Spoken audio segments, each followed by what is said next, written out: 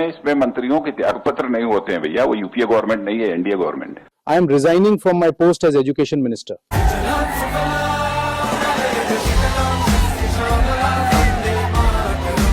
दोस्तों, इस वक्त एक बहुत बड़ी खबर आ रही है। आखिरकार धर्मेंद्र प्रधान ने इस्तीफा दे दिया है, प्रधानमंत्री को अपना इस्तीफा भेज दिया है। और दोस्तों, ये पूरे देश की जीत है, देश के लोकतंत्र की जीत है और लाखों युवाओं की, छात्रों के संघर्ष की जीत है। दोस्तों, बहुत कह रहे थे गोदी मीडिया में, बहुत खबरें चल रही थी कि इस सरकार में इस्तीफे नहीं होते, बहुत बातें चल रही थी कि इस्तीफे नहीं होते हैं, ये झुकती नहीं है सरकार। लेकिन झुकती है सरकारें, झुकाने वाला चाहिए। और कॉकरोच जनता पार्टी ने ये करके दिखाया। कॉकरोच जनता पार्टी यानी देश के जेन जी की आवाज़, देश के लाखों करोड़ों युवाओं की आवाज़। और जिस तरीके से दबाव बनाया गया था, मांगें जो सामने रखी थी, 3 मांगें सामने रखी थी, वो तीनों की तीनों मांगें मान ली गई है। धर्मेंद्र प्रधान को झुकना पड़ा और अपना इस्तीफा सौंपना पड़ा, क्योंकि छात्रों का जो दबाव था वो बहुत ज़्यादा बढ़ चुका था सरकार पर। सरकार की जड़ें हिल चुकी थी, इनके पांवों तले जो ज़मीन वो खिसक रही थी। और मोदी, अमित शाह और बीजेपी के घमंड का जो है आज चकनाचूर उनका घमंड हो चुका है, क्योंकि इस सरकार ने ये दिखाया किस तरीके से ये सरकार लोकतंत्र की हत्या कर रही थी। तमाम दलों को ये खरीद रहे थे, तोड़ रहे थे।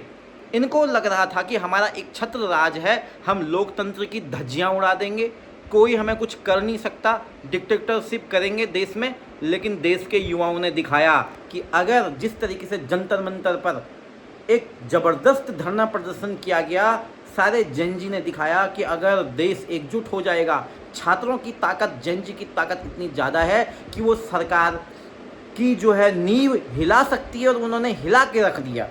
धर्मेंद्र प्रधान जो कि शिक्षा मंत्री थे, इतने नाकामयाब ये शिक्षा मंत्री रहे, निकम्मे शिक्षा मंत्री रहे।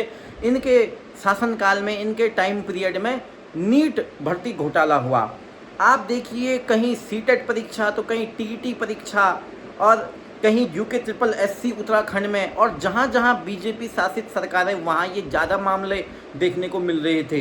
देश भर में जिस तरीके से धरना प्रदर्शन हुआ, हमने बिहार में देखा, उत्तराखंड में वो देखा, जन जी का आक्रोश 7वें आसमान में था। और अब आखिरकार जो सीजेपी की जो मांगें थी, पहले जेपी नड्डा के साथ बैठकें हुई और आज धर्मेंद्र प्रधान ने इस्तीफा दे दिया। और देखिए, पूरे लोकतंत्र की जीत है। विपक्षी पार्टियां भी इसे अपनी जीत बता रही है। कांग्रेस पार्टी के नेता कह रहे हैं, समाजवादी पार्टी के नेता कह रहे हैं।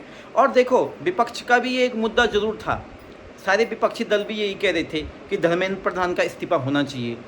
भाई, इतने छात्रों ने संघर्ष किया, कई छात्रों ने आत्महत्या कर दी, कितने छात्रों का भविष्य अंधकार में इन लोगों ने डाल दिया। तो अब जो है उन छात्रों का ये एक तरीके से सम्मान है।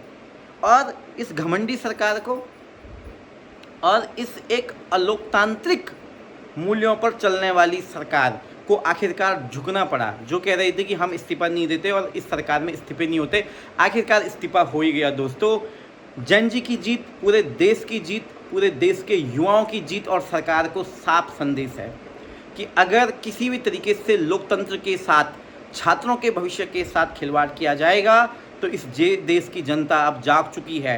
वो सरकार की जड़ें हिला देगी और समय आने पर और भी बड़े बड़े इस्तीफे देने पड़ेंगे।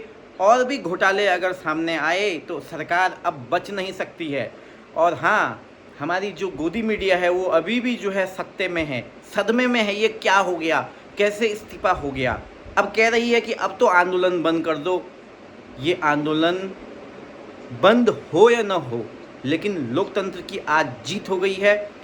ऑब्वियस सी बात है कि इस्तीफा हुआ है, पर देर कर दी। अगर टाइम पर इस्तीफा हो जाता तो इतने युवाओं की जान नहीं जाती, इतने भाई बहनों पर लाठी चार्ज नहीं होता, उनके सम्मान के साथ खिलवाड़ नहीं होता। तो आखिरकार झुकना पड़ा धर्मेंद्र प्रधान को।